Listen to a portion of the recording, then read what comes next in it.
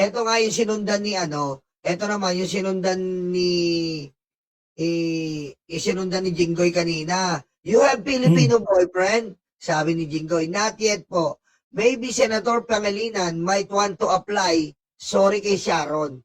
What other Tagalog words do you know? Walang bastos ha. Salamat po. What else? Maganda ka. Ang landi ni Jinggoy, sobrang landi. Binubugaw si Kiko Pangilinan, no? Ano ba? Bakit mo binubugaw? Yun nga, no? May reaction na ba si dyan, si Senator? Wala pa. Sabi ni Senator Kiko, ang reaction lang ni Senator Kiko Pangilinan dyan, magagalit si Commander. Meaning, magagalit Ate Shawi. Oo. Siyempre, asawa yun eh. Pero ibugaw mo, parang, hindi, ang pangit pa rin eh. Ang pangit talaga ng datingan yan. Kanina, may video ako niyan eh. Sa amin, Ano ba kunyari dito sa Dubai yan, dito sa Dubai, sexual harassment na yan eh. Oo. Yes! Oo. Sigurado, sexual harassment na yung datingan yan. Meron tayong batas, Safe Spaces Act. Meron na tayo noon. Pero bakit ngayon parang naglalabasan yung mga Duterte identified political allies?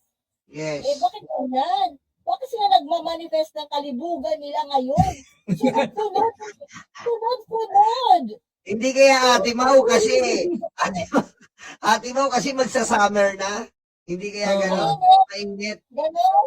Mainit? Tag-init eh. Papunta tayo ng Holy Week.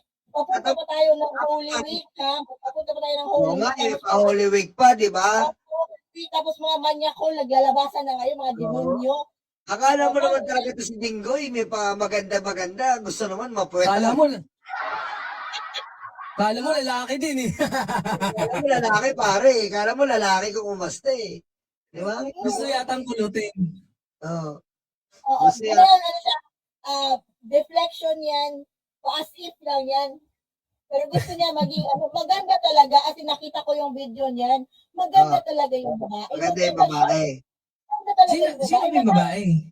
Sino bang hindi yan? Kanina, may hearing yan kanina, sa Senado, bali, yan ay isang athlete. Athlete, okay. Athlete, volleyball player, matangkad, maganda. Tapos I think it has to do with yung mga import natin ba, yung gustong maglaro sa Philippine teams ba yun? Okay. So, parang nag-a-apply yata ng naturalization. Yung babae. So, yun yung parang context niyan. Pero maganda, nakita ko, maganda yung girl. Maganda, pwedeng maging artista, actually. Pero alam niyo bago yan ha, ngayon lang tayo magda-naturalization ng babae. Kadalasan po nagda-naturalization, ni-naturalize natin ay lalaki. Basketball player. Ngayon lang. Na basketball player. Usually, di ba yung mga basketball player? Ngayon lang tayo nagkaroon ng... Sino yung last Ray Parks ba yun si Ray Parks na naturalized na ba yun si Ray Parks? Hindi ko pero kadalasan talaga lalaki. Kadalasan lalaki talaga. Okay. Diba? Kadalasan lalaki. Yun yung ganon. Pero bakit si Jingo, hindi, parang Jingay, what paano ka pa na alam naman natin na hindi sila talo. Hindi talaga sila talo ng girl. Hindi sila talo. So, imagine mo na lang kung naging lalaki yung kanilang ini-interview kanina na matangkad na basketball player, baka iba naman yung ni Jinggoy, iba naman yung tao. Baka nagpapapadyak yun dun sa upuan niya. Do you have a sponsor? Ganon, hindi boyfriend. Do you have a sponsor? Ganon. Makarot yung word, makarot. Lande, no? Lande eh. Naglalabasan po ngayon, hindi ko talaga alam. Kung napapansin ninyo, starting March, pagpasok ng March, yung mga talaga, lumalabas yung mga manyak. Sunod-sunod eh. Sunod-sunod yung araw. Parang ano ba nangyayari? Women's Month po. Women's Month, tapos fire, ano ba yun, yung mga bombero, Fire prevention, prevention. Fire prevention month. fire prevention month din. So, Hmm. kailangan i-host down natin tong mga manyak na to. Ano ba? Ganun? Sunugin natin, tapos i-host. Manang-mana kay Digong eh. Pag naiinita si Digong, namimingger eh. Hindi, totoo. I think, partly talaga blame niya, pwede talaga nating i-blame kay Digong yan eh. Kasi, Oo. di ba, marami talaga siya mga exposition nung kapanahunan niya eh. Di ba? Gaya nung, yun na lang yung, di ba, yung presidente ka eh, biglang dun, yung bibigyan ka ng cake ng nung kasambahay niya, di ba? Tapos dinaklot niya yung kepyas, buti nakailag. The birthday niya yun. Nag-action siya, dinakmal yung yun doon. Ah. Diba? Nakita yun, nakuha yun sa video.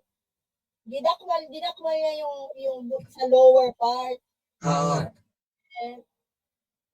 Dati, siyempre, pinagtanggol siya kasi presidente na, di ba? Mm. Natotolerate, at that time, tinolerate ng naong bayan yun. Totoo. Pero, natolerate. Mataas po ang tolerance ng mga Pilipino. Mataas po talaga.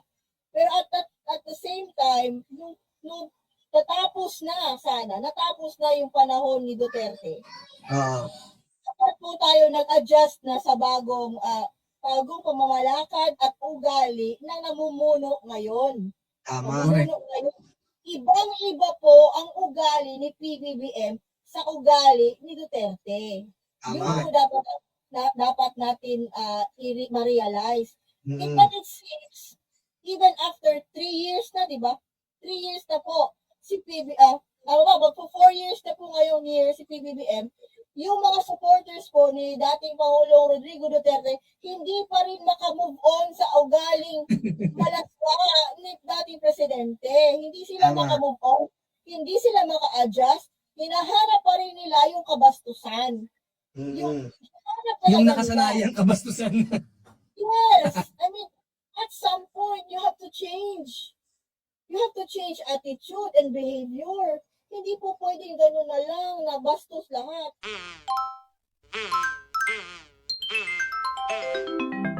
Kakulango.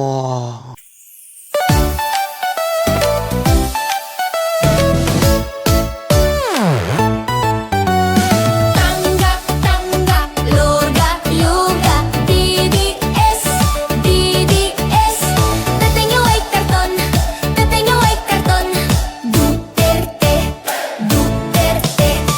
Tanggap, tanggap, luga, luga, DDS, DDS. Dating yung white karton.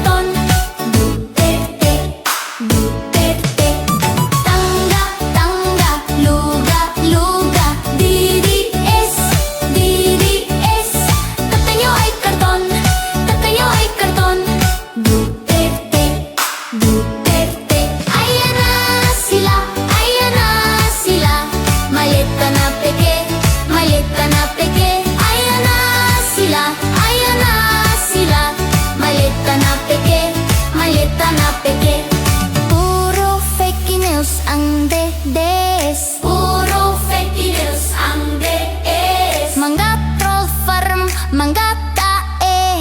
DDS, DDS. Puro fake news ang DDS.